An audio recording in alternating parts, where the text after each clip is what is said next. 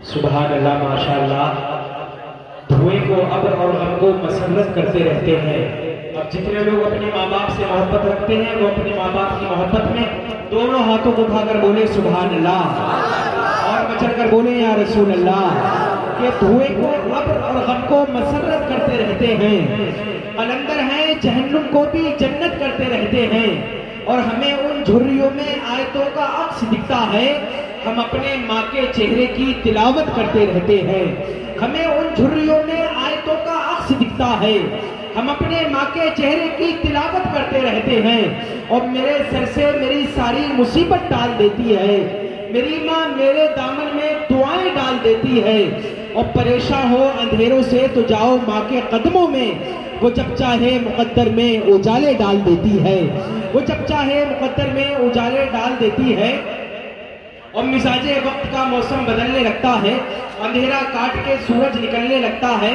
अजीब आप हैं जो इस तरह खामोश बैठे हैं, अरे नबी के नाम से पत्थर पिघलने लगता है।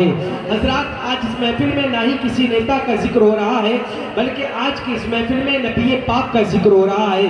तो आप लोग अपने बाप के नाम पर नहीं बल्कि नबी पाक के नाम पर बोल दीजिए या रसूल अल्लाह, और तरफ कर बोलिए सुभान अल्लाह। क्योंकि हजरात, हवा का रुख है किधर उसको जांचने के लिए जमी की खाक हवा में उड़ा कर देखते हैं, सुना है नाच झूम कर पढ़ते हैं नईम अख्तर, अगर ये सच है तो उनको बुला कर देखते हैं। अब हिंदुस्तान को अज़ीमुश्शान शायर को मैं आपकी समातों की तहरीस तक पहुंचा रहा हूँ। हिंदुस्तान का वो अज़ीमुश्शान शायर जो किसी शजर के नीचे खड़े होकर नात पढ़े तो शजर पर बैठी हुई चिड़िया चहचहाना भूल जाए, और नाते सबने भी सुनने के बाद सुभान अल्लाह, अल्हम्दुलिल्लाह और अल्लाह अकबर का बिट करने लगे।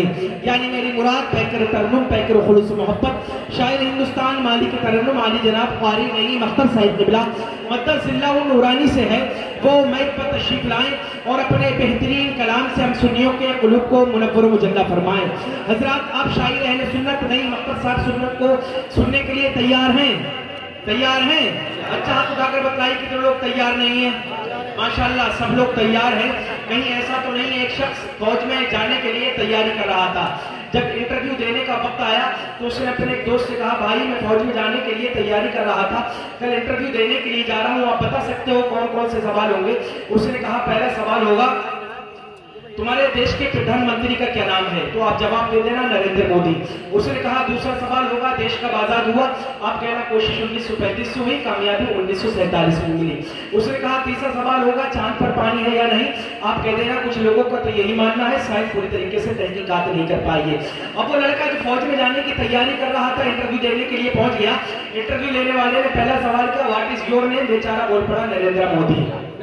बोले अच्छा, पैदा कब हुआ? बोले कोशिश 1935 से हो रही थी, कामयाबी 1947 में मिली। बोले पागल हो क्या? बोले कुछ का तो यही मानना है, साइंस पूरी तरीके से तहकीकात नहीं कर रही है। तो हजरात, उसका ध्यान कहीं और था।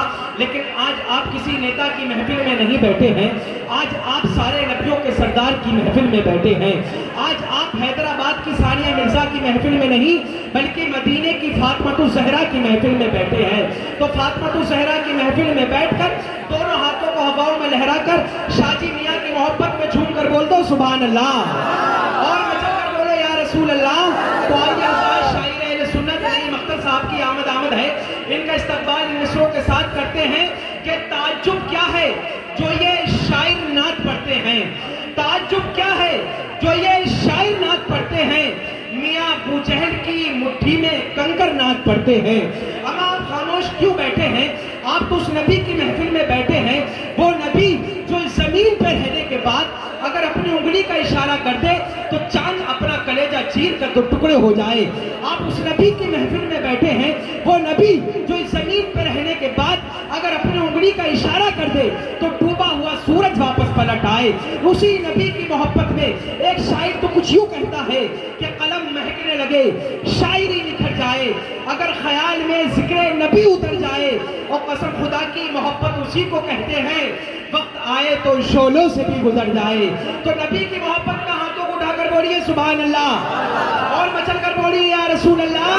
ये ताज्जुब क्या है जो ये शायर नात पढ़ते हैं, मियाँ अबू जहल की मुट्ठी में कंकर नात पढ़ते हैं, और यहाँ पर नजदियों को नात से तकलीफ होती है, वहाँ शहरे मदीना में कबूतर नात पढ़ते हैं, वहाँ माशाअल्लाह।